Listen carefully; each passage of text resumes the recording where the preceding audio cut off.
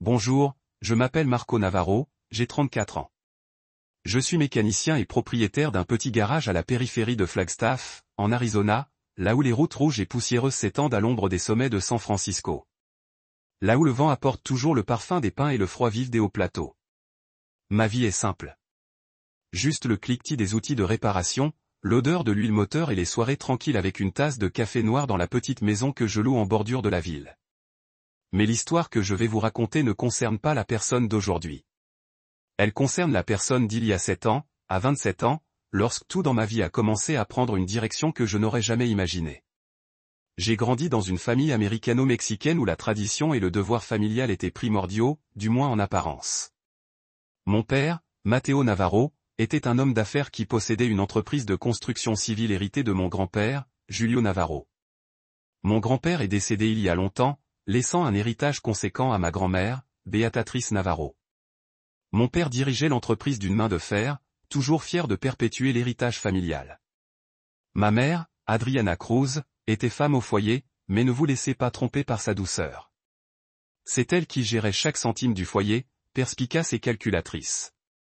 Il vivait à Scottsdale, une banlieue cossue près de Phoenix, où les maisons luxueuses avec terrain de golf et piscine étaient monnaie courante. Quant à moi, j'étais toujours l'exception. Dès mon plus jeune âge, je ne m'intégrais pas à ma famille. Alors que mes parents voulaient que je fasse des études de commerce et que je reprenne l'entreprise, je préférais démonter et réparer des objets.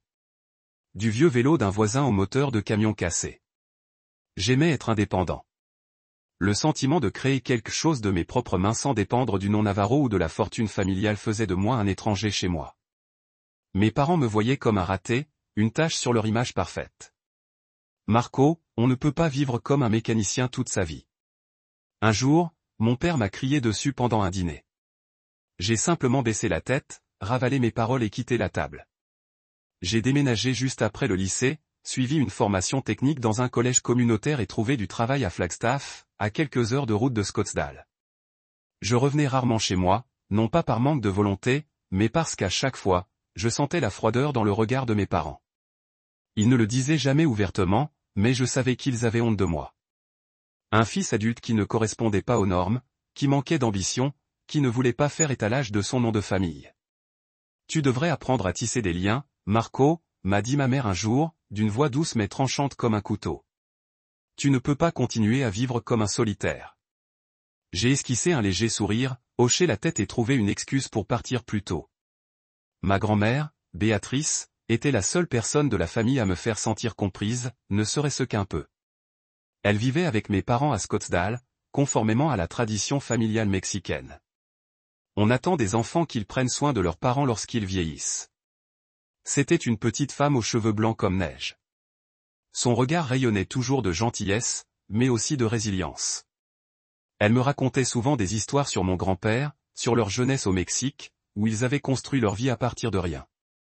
Mais j'ai remarqué que, malgré le fait qu'elle vivait dans la grande maison de mes parents, elle n'y avait pas vraiment sa place. Il y avait une distance invisible entre elle et mes parents, comme s'ils ne la retenaient là que par devoir, ou peut-être pour quelque chose de plus vaste que je n'avais jamais vraiment compris. Je me souviens des rares fois où je rendais visite à ma grand-mère, elle m'entraînait dans le jardin où elle entretenait un petit jardin fleuri. Elle me montrait chaque cactus, chaque bouquet de fleurs sauvages, et me racontait des histoires que j'entendais depuis l'enfance, mais dont je ne me lassais jamais. Marco, tu es comme ton grand-père, disait-elle d'une voix chaleureuse et posée. Lui aussi aimait faire les choses lui-même sans attendre l'aide de quelqu'un. Ces mots étaient comme un baume apaisant, mais ils m'attristaient aussi. Si j'étais comme mon grand-père, pourquoi mes parents me considéraient-ils comme un échec? La relation entre ma grand-mère et mes parents n'était pas très harmonieuse non plus. J'entendais des bribes de disputes quand ils pensaient que j'étais absent. Mes parents laissaient souvent entendre des allusions à la succession de mon grand-père, le terrain au Mexique, les parts dans des entreprises de construction et la grande maison de Scottsdale que ma grand-mère possédait encore. Avant son décès, mon grand-père lui avait tout légué, et non à mon père. Cela semblait être une épine dans le pied de mes parents. Ils ne le disaient jamais ouvertement, mais je ressentais la tension chaque fois que le sujet de la succession était abordé. Tu devrais penser à l'avenir, au partage équitable des biens, m'a dit un jour mon père lors d'un dîner, d'une voix calme mais pleine d'intention. Ma grand-mère se contentait de sourire, sans rien dire, mais j'ai lu une tristesse fugace dans ses yeux. Je ne me souciais ni de l'argent ni de l'héritage. Je voulais juste vivre ma vie libre du poids des attentes familiales. Mais au fond de moi, j'ai toujours ressenti un vide, un sentiment de ne pas appartenir à quelque chose, de n'être vraiment aimé de personne. Je me demandais si je vivais mal, si j'avais raté une occasion de me rapprocher de ma famille. Mais à chaque fois que je rentrais chez moi, ce sentiment d'éloignement devenait encore plus évident. Mes parents me regardaient comme une étrangère et je les regardais comme des gens que je n'avais jamais vraiment compris. Un après-midi d'automne, à 27 ans, j'ai reçu un appel de ma mère. Sa voix était douce, mais j'ai immédiatement su que quelque chose n'allait pas. Marco, je veux que tu rentres ce week-end. Il y a un problème familial dont nous devons discuter. J'ai froncé les sourcils, toujours une clé à molette à la main, debout au milieu de mon garage empli d'une odeur d'huile. Que se passe-t-il, maman? Ai-je demandé prudemment. Viens, on parlera, répondit-elle avant de raccrocher. Je restais planté là, les yeux rivés sur le téléphone, un sentiment de malaise s'installant dans mon cœur. J'ignorais que ce retour à la maison allait tout changer. Pas seulement pour moi, mais pour toute la famille. Un week-end matin, je me rendis à Scottsdale, l'autoroute I-17 s'étendant devant moi, bordée de montagnes basses et de forêts de pins clairsemées. Flagstaff et Scottsdale étaient à un peu plus de 2 heures de distance. Mais pour moi, la distance n'était pas seulement géographique. À chaque retour, j'avais l'impression de pénétrer dans un autre monde. Un monde de maisons luxueuses, de fêtes extravagantes et de sourires artificiels. Je m'arrêtai devant la grande maison de mes parents, une villa de style espagnol au toit de tuiles rouges et au jardin méticuleusement entretenu. J'inspirai profondément, me préparant à ce qui allait arriver. C'est ma grand-mère qui m'ouvrit la porte. Elle portait une longue robe bleu clair, les cheveux soigneusement attachés en arrière, son sourire bienveillant dissipant ma tension. « Marco, tu es là » s'exclama-t-elle en me serrant fort contre elle. Je sentis la chaleur de son étreinte, une sensation rare dans cette maison. « Tu vas bien, grand-mère » demandai-je en la regardant dans les yeux. Elle acquiesça, mais je perçus une tristesse passagère. « Je vais bien, ma chérie. Je suis juste vieille et parfois fatiguée. » Sa voix était douce, mais quelque chose me troubla. Mes parents étaient dans le salon quand je suis entré. Mon père était assis dans un fauteuil, feuilletant un journal financier, tandis que ma mère se tenait près de la fenêtre, un verre de vin à la main. « Marco, tu es là » dit ma mère d'une voix légère mais sans chaleur. Mon père leva les yeux, hocha la tête, puis retourna à son journal. Pas de câlin, pas de questions, juste l'atmosphère froide et familière. Je m'assis sur le canapé, me sentant plus comme un invité que comme un fils. « Pourquoi m'as-tu fait venir ici » demandai-je directement, sans vouloir tourner autour du pot. Ma mère jeta un coup d'œil à mon père, puis se tourna vers moi avec un sourire forcé. « C'est une affaire de famille, Marco. Il s'agit de grand-mère. » Mon cœur battait plus vite. « Qu'est-ce qui ne va pas avec grand-mère » demandai-je d'une voix légèrement pressante. Mon père posa le journal et me regarda d'un air indéchiffrable. « Ta grand-mère n'est plus jeune. Il faut qu'on parle de l'avenir, de ce qu'elle laisse derrière elle. » Je fronçai les sourcils, le malaise grandissant. « Que veux-tu dire ? Elle est encore en bonne santé. » Ma mère intervint d'une voix douce mais calculée. « Tu ne comprends pas, Marco. Ta grand-mère possède beaucoup de biens. Des maisons, des terres, des actions. Nous voulons juste nous assurer que tout est bien organisé pour le bien de la famille. » J'ai regardé ma grand-mère assise tranquillement dans un coin de la pièce, les mains jointes. Elle ne dit rien, baissa simplement la tête, mais je remarquai que ses doigts tremblaient légèrement. Quelque chose n'allait pas. Très mal. Ce soir-là, après un dîner tranquille, je suis allé dans le jardin retrouver ma grand-mère. Elle était assise sur un banc en bois, contemplant les fleurs sauvages au clair de lune. Je m'assis à côté d'elle, ne sachant que dire. « Tu as l'air triste, grand-mère » dis-je doucement. Elle se tourna vers moi, un léger sourire aux lèvres. « Tu as toujours été perspicace, Marco. J'ai juste l'impression que les choses changent. Il y a des choses que je ne veux pas dire à voix haute, mais elles me mettent mal à l'aise. » Je voulais en savoir plus, mais elle posa une main sur mon épaule en secouant la tête. « Pas maintenant, ma chère, mais je suis contente que tu sois là. » Cette nuit-là, je n'arrivais pas à dormir.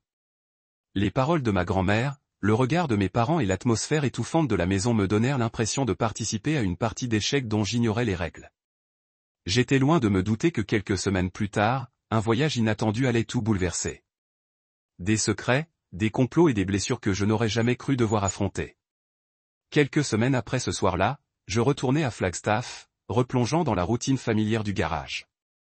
Le bruit des clés à molette qui claquaient sur les boulons, l'odeur de l'huile moteur et les brèves conversations avec les clients m'ont fait oublier temporairement le malaise que je ressentais à Scottsdale. Mais ce sentiment n'a jamais vraiment disparu. C'était comme une petite épine qui me piquait le cœur. Pas douloureux, mais un rappel constant que quelque chose n'allait pas dans ma famille. J'ai essayé de ne pas y penser jusqu'à ce que ma mère me rappelle un mercredi après-midi, alors que je m'essuyais les mains après une longue journée de réparation de voiture. « Marco, peux-tu prendre quelques jours de congé bientôt ?» Sa voix était douce, mais j'ai décelé une pointe d'urgence, comme si elle essayait de me cacher quelque chose. « Que se passe-t-il, maman ?» ai-je demandé, tenant toujours un chiffon taché d'huile. « C'est la réunion de famille au Mexique, celle que nous organisons tous les 3 ans, a-t-elle dit. Tu sais, d'habitude, on emmène ta grand-mère, mais cette année, ton père est occupé par son entreprise, alors j'aimerais que tu l'emmènes. Je me suis figé, surprise. La réunion de famille était une tradition navajo de longue date, un événement majeur où des proches venus de tout l'Arizona, du Mexique et même de Californie se réunissaient dans le petit village de Sonora où mon grand-père était né. Enfant, j'adorais ces voyages, l'odeur des tacos grillés au charbon de bois, le son des guitares résonnant dans la nuit et les histoires entraînantes des tantes et des oncles. Mais depuis que j'avais commencé l'université et que j'avais déménagé pour vivre seul à Flagstaff, j'y étais rarement allé. Le travail, la distance et ce sentiment persistant de ne pas être à ma place dans ma propre famille me donnaient toujours une excuse pour les éviter. Ma mère voulait que j'emmène ma grand-mère faire un voyage de 5 jours de l'autre côté de la frontière, rien que toutes les deux. Je l'ai interrogée, la voix teintée de doute. « Papa et toi, vous avez toujours réussi à trouver du temps avant. » Elle a soupiré au téléphone, l'air légèrement lasse. « La compagnie, j'ai un gros projet en ce moment, Marco. Ton père ne peut pas quitter Scottsdale pour le moment. Je sais que tu es occupé, mais ta grand-mère veut vraiment y aller. Pourrais-tu nous aider cette fois-ci ?» Je me suis arrêté un instant, pensant à ma grand-mère, à la tristesse dans ses yeux à Scottsdale. « D'accord, ai-je répondu, incertain de prendre la bonne décision. Je l'emmène. Après avoir raccroché, je suis resté au milieu du garage, les yeux fixés sur le pick-up à moitié réparé. Il y avait quelque chose dans la voix de ma mère qui m'a déstabilisé, comme si elle me poussait dans quelque chose que je ne comprenais pas complètement. Mais j'ai balayé cette pensée. C'était l'occasion de passer du temps avec ma grand-mère, d'entendre les histoires que j'avais manquées au fil des ans. Je n'imaginais pas que ce voyage allait marquer un tournant, non seulement dans ma relation avec elle, mais aussi dans ma façon de voir toute ma famille. Le jour du départ est arrivé plus vite que prévu. J'ai conduit mon vieux pick-up, un Ford F-150 qui avait connu plusieurs propriétaires mais qui fonctionnait encore bien. Scottsdale pour aller chercher ma grand-mère. Elle se tenait devant la porte, vêtue d'un pull beige et d'une jupe longue, tenant une petite valise verte. À côté d'elle se trouvait un sac en tissu rempli de nourriture qu'elle avait préparée, des tamales enveloppés dans des feuilles de maïs, quelques oranges et une grande bouteille d'eau. « Tu n'as rien à apporter, Marco ?» dit-elle avec un sourire radieux. « J'ai tout prévu. » Je riais en l'aidant à charger la valise dans le camion, me sentant redevenu une enfant lorsqu'elle m'avait glissé un bonbon avant l'école. Mes parents se tenaient à la porte pour nous dire au revoir, mais il n'y eut ni embrassade ni vœux chaleureux. Mon père hocha la tête brièvement et dit « Soyez prudents sur la route. » Ma mère sourit, mais son sourire n'atteignit pas ses yeux. « Appelle-moi quand tu seras là, Marco, dit-elle, puis elle retourna dans la maison. Je les observais, le malaise revenant, mais je ne dis rien. J'ouvris la portière du camion pour ma grand-mère et nous prîmes la route. Le trajet de Scottsdale à la frontière mexicaine faisait plus de 300 mètres, traversant les déserts arides de l'Arizona, de petites villes isolées et de basses montagnes enveloppées de brume matinale. Ma grand-mère était assise sur le siège passager, les mains jointes sur ses genoux, regardant par la fenêtre d'un air lointain. J'ai mis un vieux CD de Vicente Fernandez, le genre de musique qu'elle adorait, et l'atmosphère dans le camion est devenue plus agréable. Lorsque la musique s'est arrêtée, ma grand-mère a commencé à raconter des histoires. Elle a parlé de mon grand-père, de leur jeunesse, lorsqu'ils travaillaient sur des chantiers au Mexique, tandis qu'elle élevait ses 3 enfants avec un maigre salaire. Ton grand-père était têtu, a-t-elle dit, les yeux pétillants. Mais il aimait sa famille. Il disait toujours que l'argent n'avait pas d'importance tant qu'on est ensemble. J'ai hoché la tête en écoutant, mais mes pensées se sont tournées vers mes parents. Eux aussi aimaient la famille. Mais pourquoi avais-je toujours l'impression qu'ils préféraient l'argent? La conversation a dévié vers des sujets plus récents. Elle a parlé de son petit jardin à Scottsdale, des fleurs sauvages qu'elle cultivait et du regret de vivre au Mexique. Puis sa voix s'est calmée, comme si elle choisissait ses mots avec soin. Marco, je me sens fatiguée ces derniers temps, a-t-elle dit en regardant par la fenêtre. Pas fatiguée par l'âge, mais fatiguée dans mon cœur. Tes parents? Ils? Sa voix s'interrompit en secouant la tête. Ils sont juste occupés, je suppose. Je serrai le volant plus fort, le malaise refaisant surface. Grand-mère, si quelque chose ne va pas, tu dois me le dire, dis-je d'une voix grave. Elle sourit, mais ce sourire ne pouvait cacher sa tristesse. Je sais, ma chérie, mais pour l'instant, laisse-moi profiter de ce voyage avec toi. Nous nous sommes arrêtés à une petite station-service près de la frontière pour faire le plein et nous reposer. J'ai acheté une bouteille d'eau et un paquet de chips pendant que ma grand-mère, assise sur un banc devant la station, regardait passer les camions. À mon retour, elle tenait une vieille photo froissée de mon grand-père debout à côté d'un camion vintage, le sourire radieux. C'était ton grand-père quand il a lancé l'entreprise, dit-elle en me tendant la photo. Tu lui ressembles, Marco. Tu n'aimes pas dépendre de qui que ce soit. J'ai pris la photo, la gorge serrée. Je ne suis pas aussi bon que lui, ai-je dit en forçant un sourire. Elle a pris ma main et l'a serrée doucement. Tu es meilleur que tu ne le penses. La suite du voyage fut plus tranquille, mais à l'approche de la région montagneuse près de la frontière, le ciel commença à s'assombrir. Les routes étaient étroites et sinueuses, bordées de falaises rocheuses et de forêts de pins clairsemés. Je conduisais lentement, prudemment, peu familier avec le terrain. Ma grand-mère continuait de parler, mais je remarquais qu'elle parlait moins, comme si elle était plongée dans ses pensées. J'aurais voulu lui en demander plus sur ce qu'elle avait mentionné plus tôt à propos de mes parents, mais je ne voulais pas la contrarier. J'espérais seulement que ce voyage lui remonterait le moral, ne serait-ce qu'un tout petit peu. Puis, alors que nous abordions un virage serré sur la route de montagne déserte, le camion a soudain fait un bruit sec. Un bruit sec a retenti, et j'ai senti le véhicule basculer sur le côté. Zut, murmura-t-il en ralentissant et en se rangeant sur le bas-côté. Ça devait être un pneu crevé. Ma grand-mère me regarda, légèrement inquiète. Tu vas bien, mon chéri, demanda-t-elle. J'acquiesçai en essayant de garder mon calme. Ça va, grand-mère. Je vais changer le pneu tout de suite. Je descendis du camion et vérifiai la roue arrière droite. Effectivement, le pneu était crevé et il y avait une large entaille sur le flanc. Je soupirai, attrapai mes outils sur la benne et commençai à changer le pneu à la faible lueur d'une lampe torche. Ma grand-mère resta dans le camion, la vitre baissée, à me regarder travailler. Fais attention, Marco, dit-elle d'une voix inquiète. Je souris pour la rassurer. Je fais ça tous les jours, grand-mère. Ce n'est pas grave. Mais alors que je serrais un boulon, elle parla soudain, sa voix tremblante d'une manière qui me surprit. Marco, viens voir ça. Je m'arrêtai, essuyai la sueur de mon front et me dirigeai vers elle. Elle était penchée vers le plancher, tenant un sac en plastique transparent rempli d'une poudre blanche suspecte.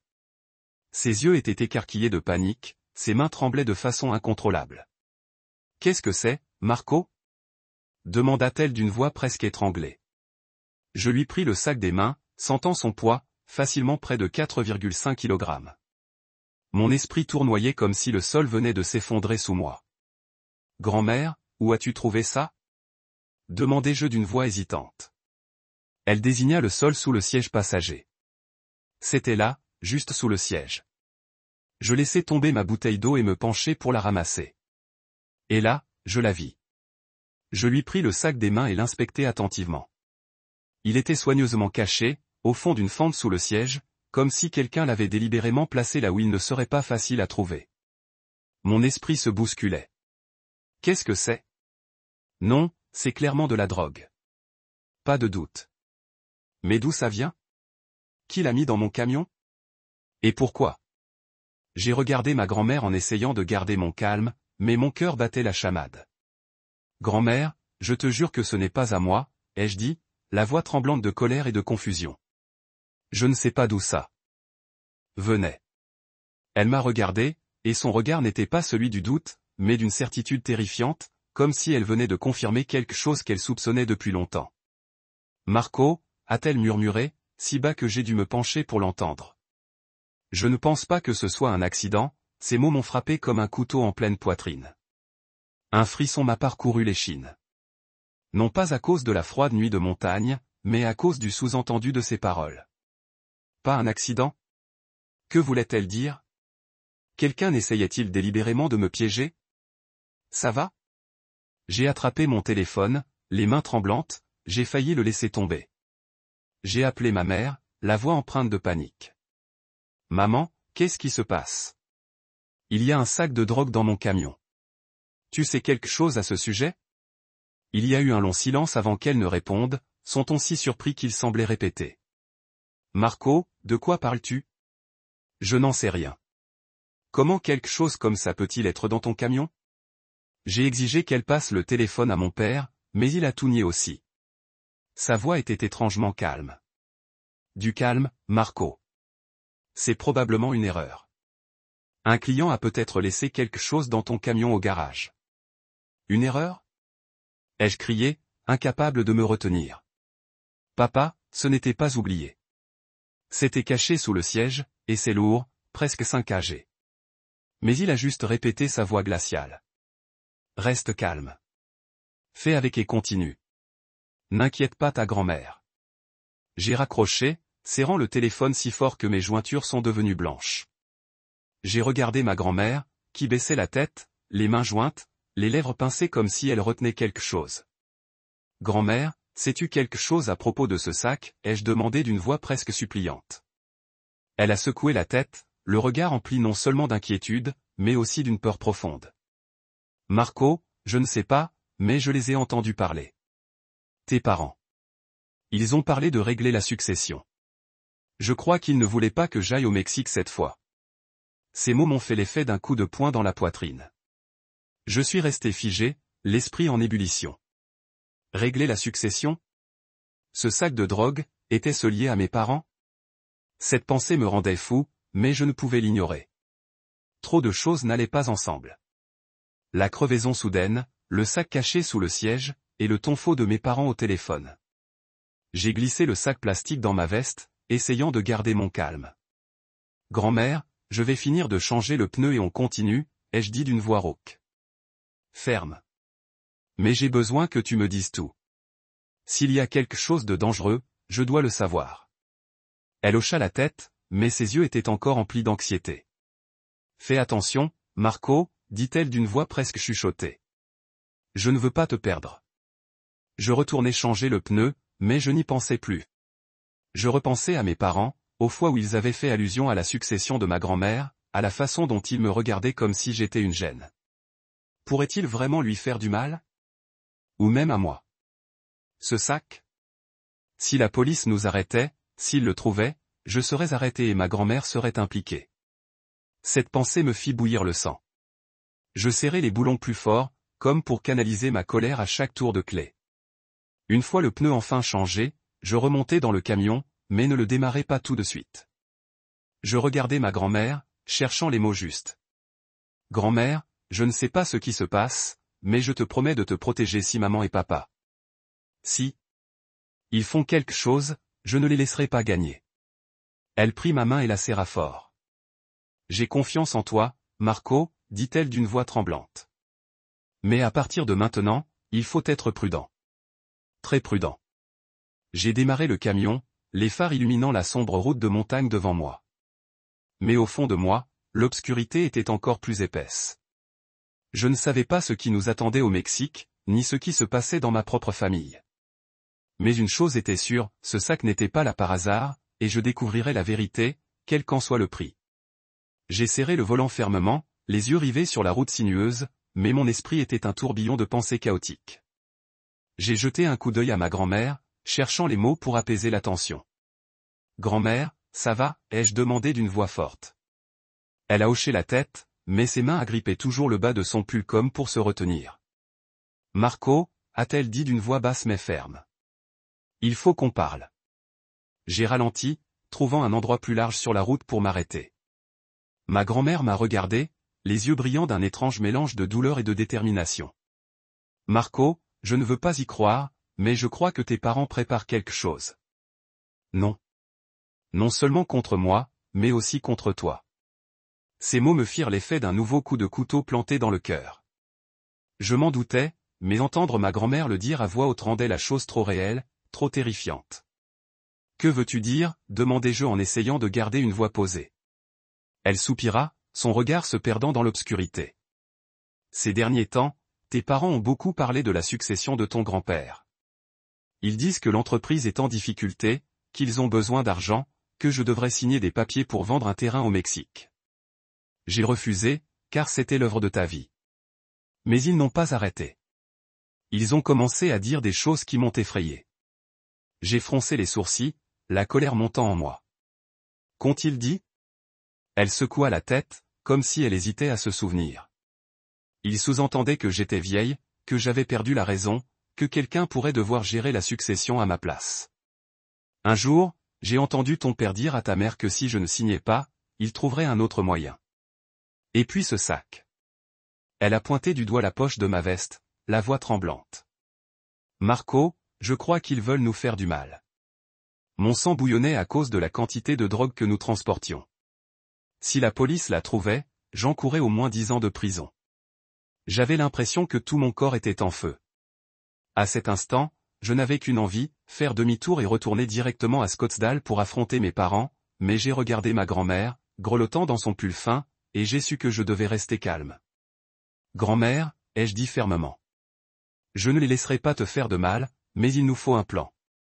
Elle a hoché la tête, le regard empli de confiance. Dis-moi, Marco, je t'écoute.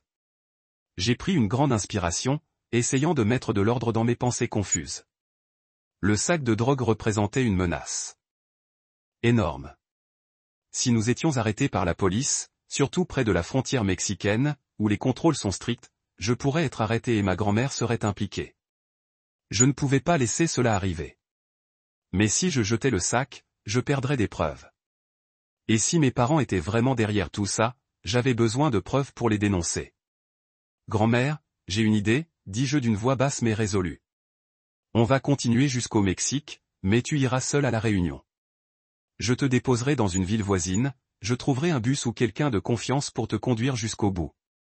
Je retournerai à Scottsdale et je verrai ce qui se passe. Ma grand-mère me regarda, les yeux emplis d'inquiétude. Marco, c'est trop dangereux. Si tes parents le sont vraiment. Sa voix s'éteignit, incapable de terminer sa phrase. Je lui pris la main et la serrai doucement. Je ferai attention, mais tu dois d'abord te protéger. Je ne les laisserai pas te toucher. Elle resta silencieuse un instant, puis hocha la tête. D'accord, Marco, mais tu dois me promettre de ne pas te faire mal. Je souris, le cœur lourd.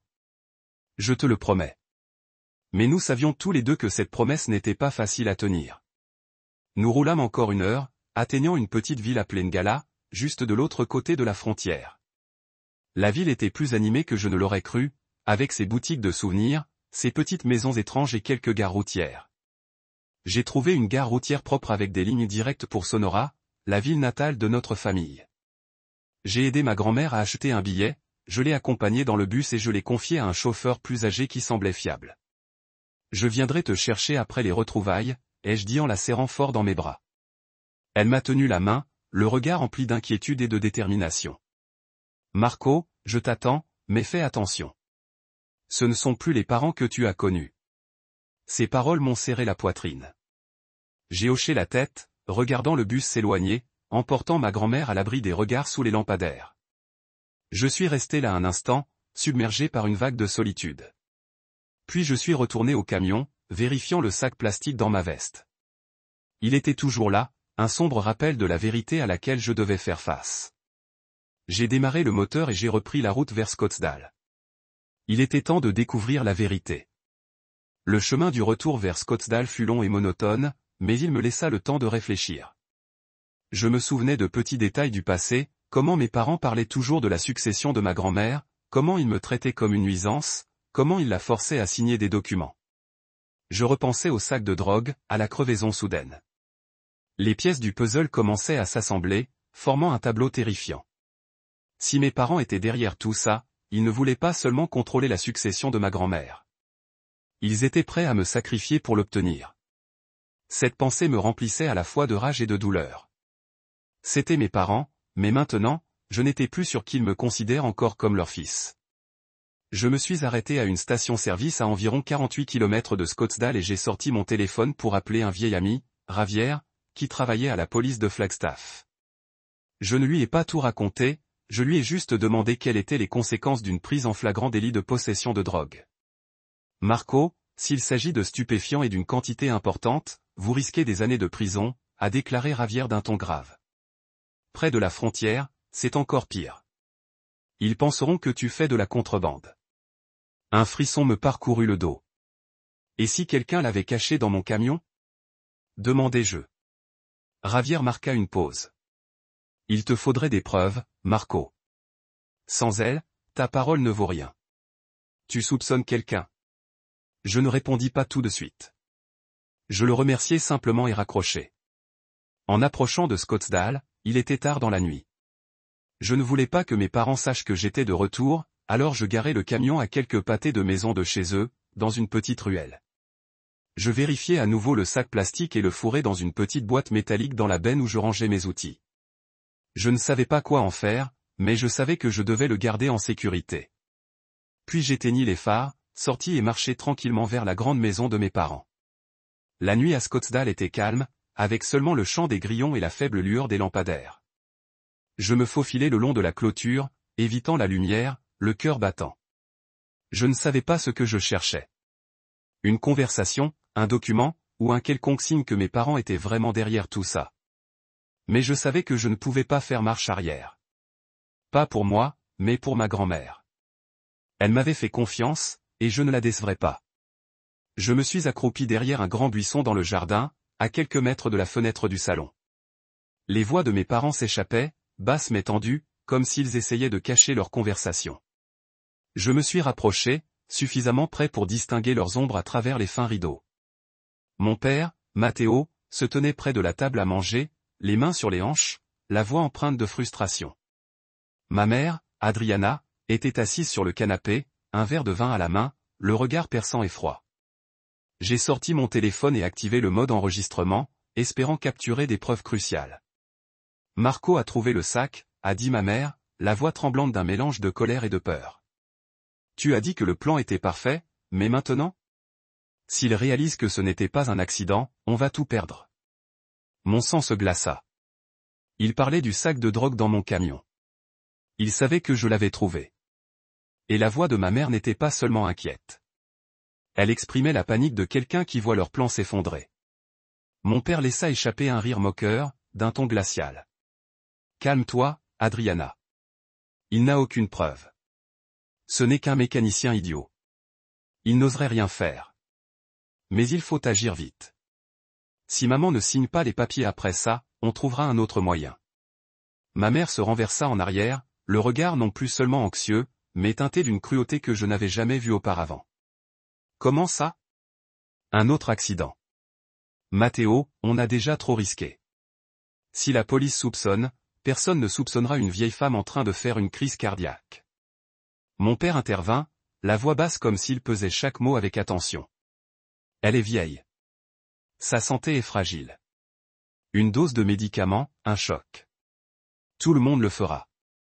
Pensez que c'est naturel, et quand elle sera partie, la succession sera la nôtre. Marco n'aura pas la chance d'intervenir. Je suis resté gelé. Et mon cœur battant si fort que je craignais de l'entendre. Non seulement il m'avait encadré des médicaments pour faire pression sur ma grand-mère dans la signature. Mais maintenant, avec ce plan à risque d'échouer, ils étaient prêts à la tuer pour obtenir ce qu'ils voulaient. J'ai serré mes poings, mes ongles creusant dans mes paumes jusqu'à ce qu'ils piquaient. Rage a bondi en moi, mais je savais que je devais garder une tête claire. J'ai pris une profonde inspiration, j'ai monté sur le porche et j'ai frappé à la porte. Le son résonnait dans la nuit, ferme et délibéré. Ma mère a ouvert la porte, ses yeux vacillant de surprise avant de se méfier rapidement. « Marco, qu'est-ce que tu fais ici? Vous êtes censé être au Mexique avec votre grand-mère. » Je suis entré à l'intérieur sans attendre une invitation, ma voix froide. J'ai besoin de parler à vous deux. Mon père est sorti du salon tenant un verre de whisky, ses yeux tranchants comme des couteaux. De quoi s'agit-il, Marco? Pourquoi êtes-vous de retour au milieu de la nuit? Je me tenais au milieu du salon, les regardant directement. J'ai trouvé le sac de drogue dans mon camion, dis-je, ma voix calme mais coupe. Caché sous le siège passager. Savez-vous quelque chose à ce sujet? Le coussinet du visage de ma mère, mais elle a rapidement retrouvé son sang-froid. Marco, de quoi tu parles? Comment saurions-nous? Il pourrait appartenir à un client de votre garage. Mon père a hoché la tête, ajoutant, vous devriez faire plus attention aux personnes avec lesquelles vous travaillez. J'ai laissé échapper un rire amer, incapable de se retenir. Un client ou avez-vous embauché quelqu'un pour le planter dans mon camion pour me charger? Pour forcer grand-mère à signer le domaine? L'air dans la pièce semblait gelé. Ma mère se tenait brusquement, sa voix tremblante. Comment osez-vous nous dire cela? Êtes-vous hors de votre esprit? Mais mon père leva une main, lui signalant de se taire. Il me regarda, son regard comme si cela pouvait percer à travers moi. Ne nous accusez pas sans preuve. Si vous le faites, ne nous blâmez pas d'être impitoyables. Je me rapprochai, baissant ma voix. J'ai tout entendu parler des médicaments, de vos prochains plans pour nuire à votre propre mère. Ma mère a halté, mais mon père laissa échapper un rire sec et creux. Vous pensez que vous êtes intelligent, n'est-ce pas, Marco? Vous pensez que vous pouvez nous prendre? Tu n'es rien. Un mécanicien raté vivant de l'argent de la famille. Ces mots ont frappé comme un coup de poing, mais je n'ai pas reculé. Si je ne suis rien, pourquoi avez-vous besoin de me cadrer? Pourquoi prévoyez de blesser grand-mère? Ma mère interrompit, sa voix presque un cri. Parce que nous n'avions pas le choix, Marco. L'entreprise fait faillite. Votre grand-mère s'accroche à l'ensemble du domaine et ne nous donnera pas de parfum. Nous avons dû faire quelque chose. Mon père lui a cassé pour se taire, mais il était trop tard. Elle en avait trop dit. J'ai tiré mon téléphone, toujours en mode d'enregistrement, de ma poche et je l'ai maintenu. Merci, maman. J'avais besoin de ces mots exactement. Ma mère s'est figée, stupéfaite, tandis que mon père me précipitait en essayant de prendre le téléphone. Moi esquiva, mais il m'a poussé contre le mur, sa main agrippant mon col. Vous osez, Marco, il rugit. Vous pensez que vous pouvez détruire cette famille? Je l'ai poussé, ma voix tremblant de fureur. Famille, tu l'as détruit il y a longtemps. Je ne suis plus ton fils. Cette nuit-là, je me suis éloigné de Scottsdale sans regarder en arrière. La route était noire, éclairée uniquement par les phares illuminant les étendues vides de l'autoroute. J'ai envoyé un texto Ravière, lui envoyant l'enregistrement à travers une application cryptée, il avait recommandé. En toute sécurité, mais je ne fais rien. Dilaté avec ce qui venait de se passer. Pour nuire à ma grand-mère, et comment ils m'ont vu comme un pion résonnant sans relâche. J'avais l'habitude de penser que malgré leur froideur, malgré leur incapacité à me comprendre, ils étaient toujours de la famille. Mais maintenant, j'ai réalisé que la famille ne concernait pas le sang, il s'agit de ceux qui sont prêts à se protéger. Et la seule personne de cette famille qui a fait ça pour moi était ma grand-mère. Down se brise lorsque j'ai atteint le petit village de Sonora. Des routes de terre rouge ont conduit au cœur du village où des maisons à carreaux bas se dispersaient parmi les champs de maïs et les cactus. La réunion de la famille Navarro a eu lieu dans un grand ranch appartenant à un oncle lointain. Je me suis garé à l'ombre d'un pin, repérant de longues tables installées dans la cour, recouvertes de chiffons blancs et chargées de nourriture, de tacos, de tamales et de photos de jus de fruits frais. La musique mariachi a dérivé de loin, se mêlant aux bavardages animés et aux rires de parents, mais je ne ressentais aucune joie. Je voulais juste trouver ma grand-mère. Je suis entré dans la cour, mes yeux scannant la foule. Tantes, des oncles et des cousins n'avaient rencontré qu'une poignée de fois parlaient, mangeaient et dansaient. Quelques-uns m'ont reconnu, saluant bonjour, mais je n'ai hoché la tête vivement. Puis j'ai vu ma grand-mère assise sur une chaise en bois dans un coin de la cour à côté d'une parcelle de fleurs sauvages. Elle portait une longue robe verte, ses cheveux argentés soigneusement attachés, son regard distant alors qu'elle regardait vers l'horizon. Je me suis approché, mon cœur se resserrant à quel point elle semblait petite et fragile. Grand-mère, appelai-je doucement assis à côté d'elle. Elle se tourna, ses yeux s'allument quand elle m'a vu. Marco, tu es là.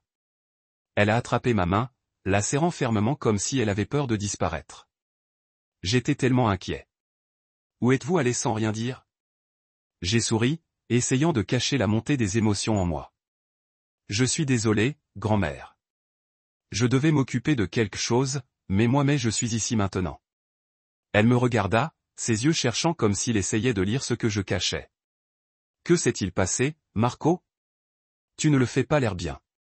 J'ai pris une profonde inspiration, je ne sais pas par où commencer. Je ne voulais pas la blesser, mais elle méritait la vérité. Grand-mère, je suis retourné chez maman et papa à Scottsdale, dis-je, ma voix basse. Je les ai entendus parler des drogues, de la façon dont ils voulaient vous forcer à signer des papiers, et ils prévoient de vous blesser ensuite.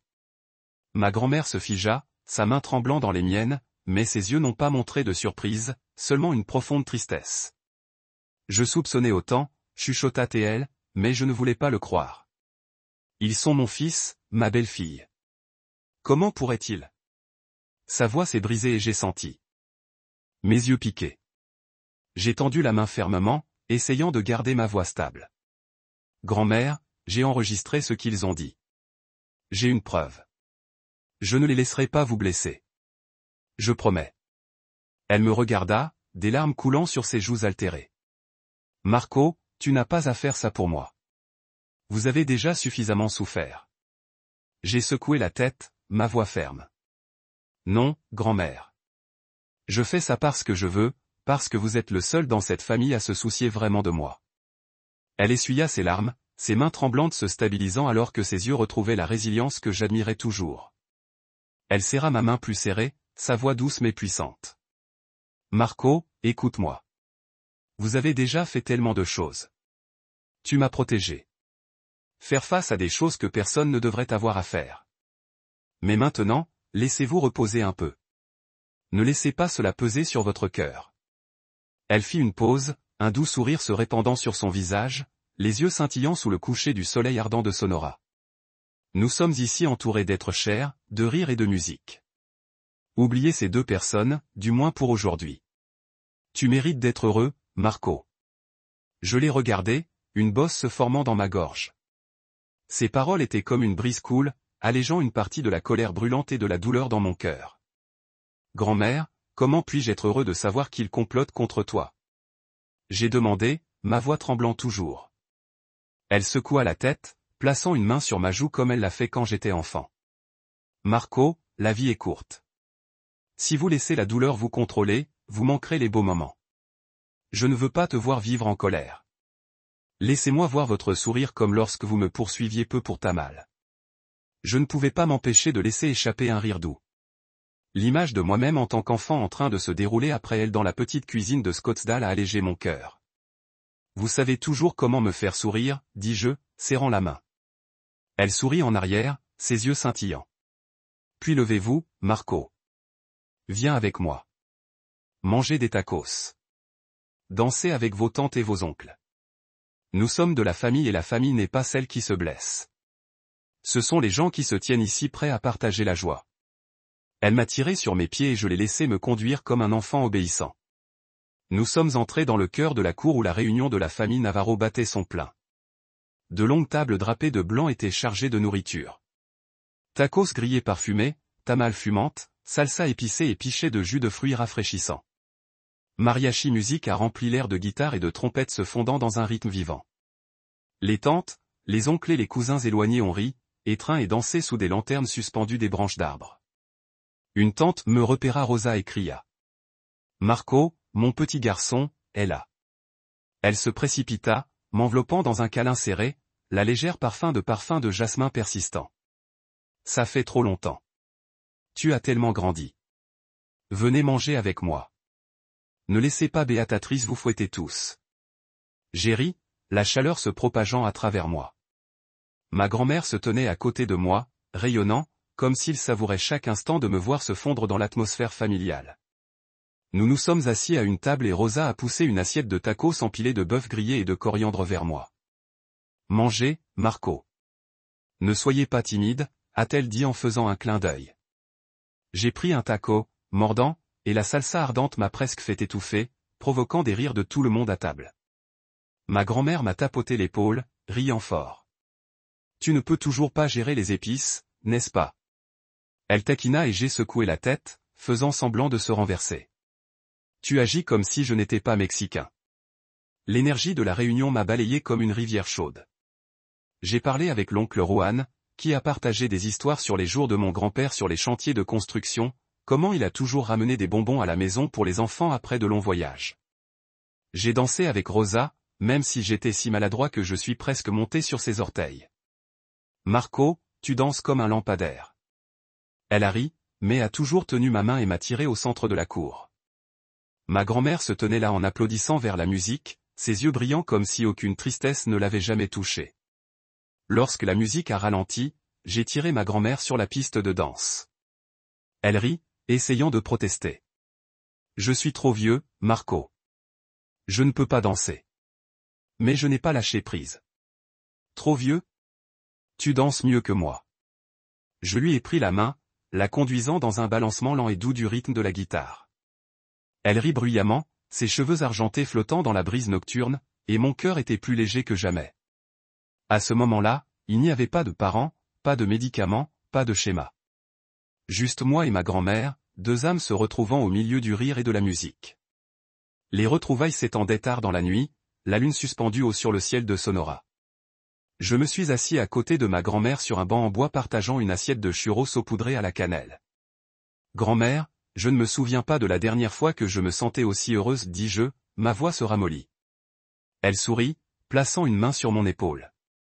Marco, tu es ma joie. Peu importe ce qui se passe, je sais que tu feras toujours ce qui est bien. Et aujourd'hui, tu m'as rendu tellement heureux. Je l'ai regardé, une bosse dans ma gorge.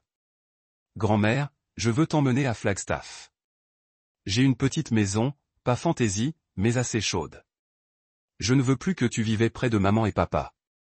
Elle m'a regardé, les yeux pleins d'amour. Marco, je vais aller avec toi. Pas parce que j'ai peur, mais parce que je veux être avec toi. Tu es ma maison.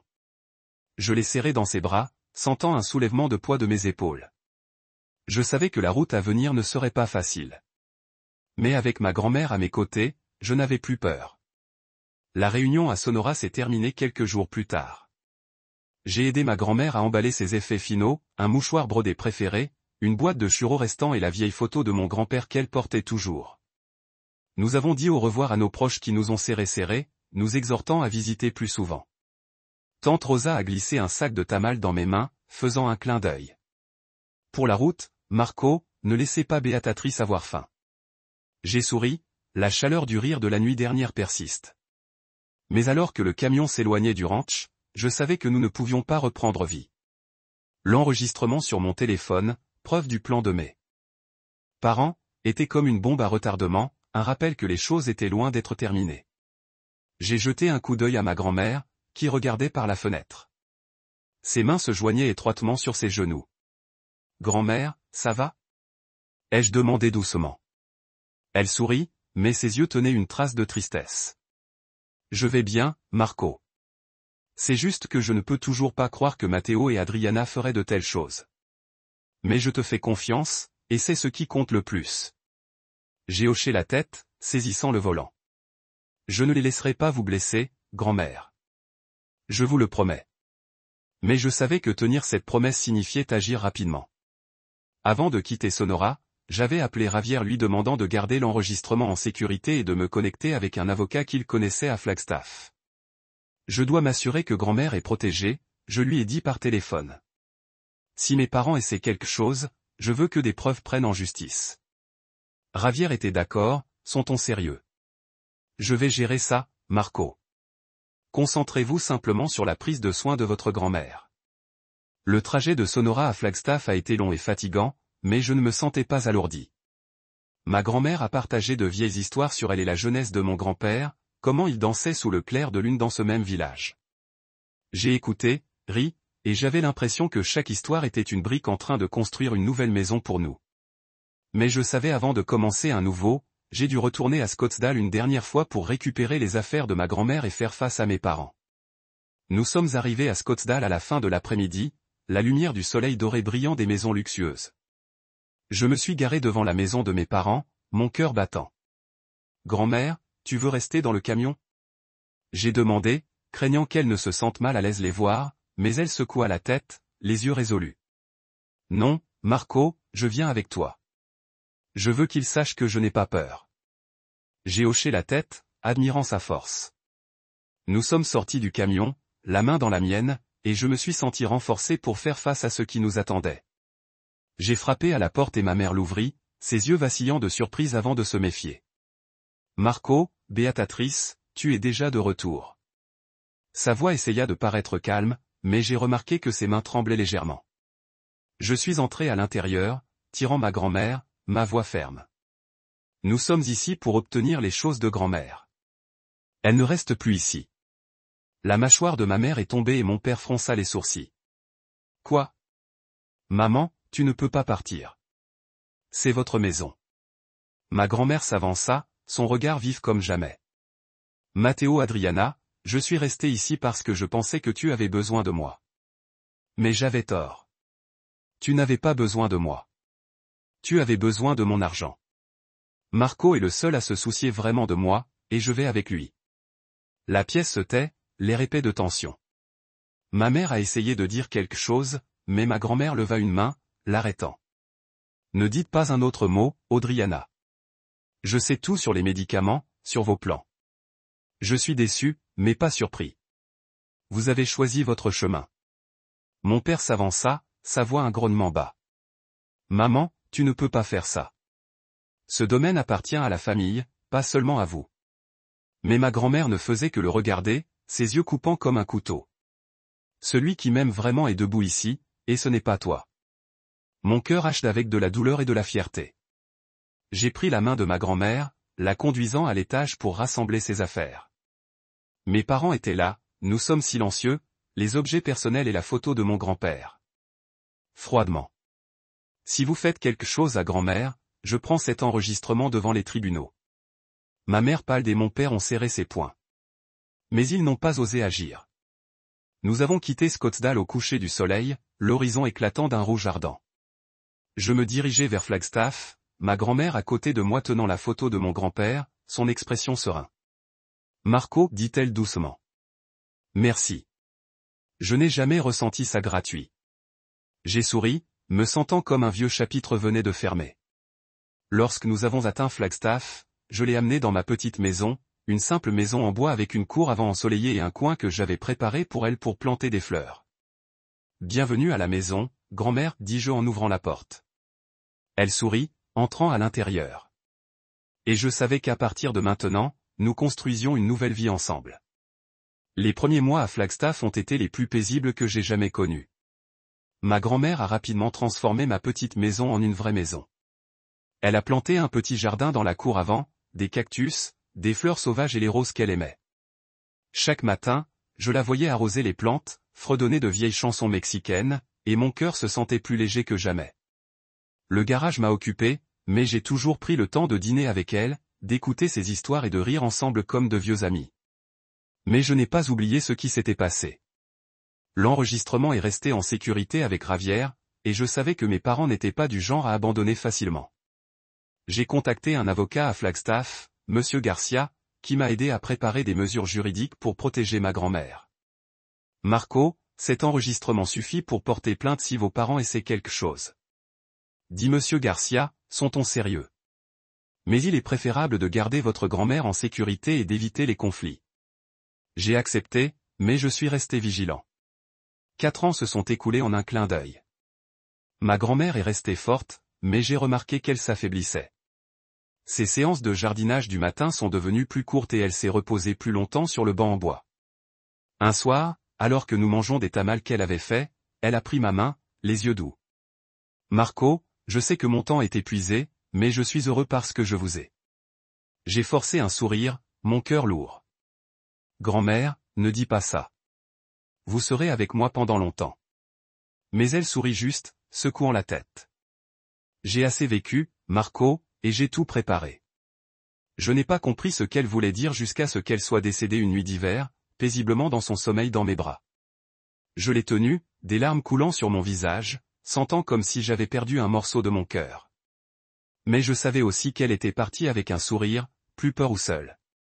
Une semaine plus tard, Monsieur Garcia m'a appelé à son bureau. Marco Beatatrice a laissé un testament, a-t-il dit, me remettant une pile de documents. Je les ai ouverts, mon cœur battant. Ma grand-mère m'avait tout laissé, la maison de Scottsdale, le terrain et les actions au Mexique, et un compte d'épargne substantiel. Le testament a été rédigé il y a 3 ans, notarisé et signé par 2 témoins, de vieux amis, à Flagstaff. Elle voulait s'assurer que vous étiez pris en charge, a déclaré Monsieur Garcia, la voix basse. Et elle savait que vous ne laisseriez pas le domaine tomber entre de mauvaises mains. Je me suis assis là, étourdi, non pas à cause de la richesse, mais à cause de l'amour de ma grand-mère pour moi. Je ne voulais pas d'argent ni de terre. Je voulais juste qu'elle revienne, assise à côté de moi, racontant ses vieilles histoires. Mais je savais que c'était sa façon de me protéger, même après son départ. Peu de temps après, mes parents se sont présentés. Ils sont venus à Flagstaff debout à ma porte en demandant à poursuivre le domaine. C'est le Marco de la famille. Cria ma mère, sa voix pleine de rage. Vous n'avez pas le droit de tout garder. Mais je les ai juste regardés, ma voix froide. Grand-mère a fait son choix, et vous savez pourquoi. Si vous voulez poursuivre, allez-y. J'ai l'enregistrement et je le porterai devant les tribunaux. Ils paldaient, ne disent plus rien et se détournèrent. Je savais qu'ils n'oseraient pas poursuivre. La volonté de ma grand-mère était en train de repasser et ils n'avaient aucune chance de gagner. Je ne me suis pas réjoui de la succession. Je n'ai ressenti qu'un profond sentiment de paix sachant que j'avais tenu ma promesse à ma grand-mère. J'ai vendu la maison Scottsdale en utilisant l'argent pour agrandir le garage et faire un don à un centre communautaire de Flagstaff. La terre au Mexique que j'ai gardée comme un moyen de me souvenir d'elle et de mon grand-père. Chaque jour, je suis allé dans son jardin, j'ai arrosé les roses et j'avais l'impression qu'elle était toujours là en me souriant. Je m'assois ici dans ma petite chambre à Flagstaff. La lumière du soleil du matin passant par la fenêtre, faisant briller les mottes de poussière comme de minuscules étoiles. Avant moi est un vieux cahier, sa couverture en cuir porté où j'ai écrit cette histoire. Je n'écris pas pour se vanter ou demander la validation, mais pour préserver ce que ma grand-mère m'a appris sur la famille, l'honnêteté et le choix de faire ce qui est bien, peu importe à quel point c'est difficile. J'écris pour que mes enfants, si je les ai un jour, sauront que la famille ne concerne pas le sang, mais sur les gens que nous choisissons d'aimer et de protéger. 7 ans se sont écoulés depuis cette nuit fatidique à Scottsdale lorsque j'ai appris la vérité sur mes parents. 7 ans depuis que j'ai éloigné ma grand-mère d'une maison remplie de schémas et de calculs pour commencer une nouvelle vie à Flagstaff. 4 ans depuis qu'elle est décédée, me laissant non seulement un domaine, mais une leçon inestimable. Le fait que la véritable valeur d'une personne ne réside pas dans ce qu'elle possède, mais dans ce qu'elle est prête à sacrifier pour les autres. Je travaille toujours dans le garage, maintenant étendu avec 3 employés et un petit coin que je me suis transformé en café où les clients peuvent siroter du café en attendant leur voiture. Je l'ai nommé Beatatrice Corner en l'honneur de ma grand-mère. Chaque matin, quand j'ouvre le garage, je vois le signe en bois avec son nom, et j'ai l'impression qu'elle est toujours là sur moi. Son jardin fleurit toujours dans la cour avant, les roses rouges vibrantes me rappelant son doux sourire des jours où nous nous sommes assis ensemble, mangeant des tamales et partageant des histoires. Mes parents n'ont plus jamais tendu la main. Après cette dernière confrontation à Scottsdale, ils ont disparu de ma vie comme si je n'avais jamais été leur fils. J'ai entendu que leur entreprise était en faillite peu de temps après et ils ont déménagé quelque part en Californie. Je ne l'ai pas examiné plus loin, non pas parce que je m'en fichais, mais parce que j'avais appris à lâcher prise. Ils ont choisi leur chemin et j'ai choisi le mien. Je ne les déteste pas. La haine ne ferait que me alourdir. Comme ma grand-mère l'a dit un jour, je regrette seulement qu'ils aient laissé la cupidité les aveugler, leur coûtant la chose la plus précieuse, la famille. Javier, mon ami au service de police, garde toujours l'enregistrement verrouillé dans son coffre-fort. Marco, qu'est-ce que tu veux que j'en fasse? Il m'a demandé plusieurs fois. Je secoue juste la tête. Gardez-le, Javier. S'ils reviennent, nous en aurons besoin. Mais j'espère que ce jour ne viendra jamais. Je ne veux pas vivre dans le passé. Je ne veux pas que les anciens schémas définissent ma vie. Je veux vivre comme ma grand-mère a fait avec gentillesse, résilience et foi que tout ira bien tant que nous nous sommes eus.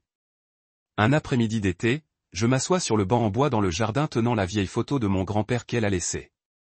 Je le regarde, un homme avec un sourire radieux, debout à côté d'un vieux camion, et je me demande s'il serait fier de moi. Je ne suis pas un homme d'affaires comme mon père, pas riche ou prestigieux, mais j'ai tenu ma promesse à ma grand-mère. Je l'ai protégé, lui ai donné les dernières années remplies de paix et de rire, et je pense que c'est peut-être ce qu'il apprécierait le plus. J'écris ces mots pour ne pas demander pardon ou sympathie. J'écris pour me rappeler que peu importe la difficulté de la vie, nous avons toujours le choix. J'ai choisi de rester à côté de ma grand-mère. Pas pour la richesse, pas pour la gloire, mais parce qu'elle était la seule à m'avoir vu. Pas comme un mécanicien raté, mais comme un homme avec un cœur honnête. Marco, a-t-elle dit un jour, vous n'avez rien à prouver à personne. Soyez juste vous-même et ça suffit. Le message que je veux laisser à mes enfants ou à toute personne qui lit ces mots est la suivante. La famille n'est pas quelque chose dont nous nous sommes donnés. C'est quelque chose que nous construisons. Ce n'est pas dans le sang, mais dans les moments où nous choisissons de défendre les autres, même si cela signifie affronter les plus proches de nous. La cupidité peut apporter de l'argent, mais cela enlève ce qui est le plus précieux. Confiance, amour et les gens que nous appelons la famille. J'ai appris cela de ma grand-mère, et je vivrai par cette leçon jusqu'à la fin de mes jours. Je ferme le cahier, le place sur la table et je sors dans le jardin. Les roses sont en pleine floraison, leur parfum doux remplissant l'air. Je ramasse l'arrosage comme ma grand-mère, et j'arrose chaque plante, chaque goutte comme un murmure lui. Grand-mère, je suis toujours là et je ne t'oublierai jamais.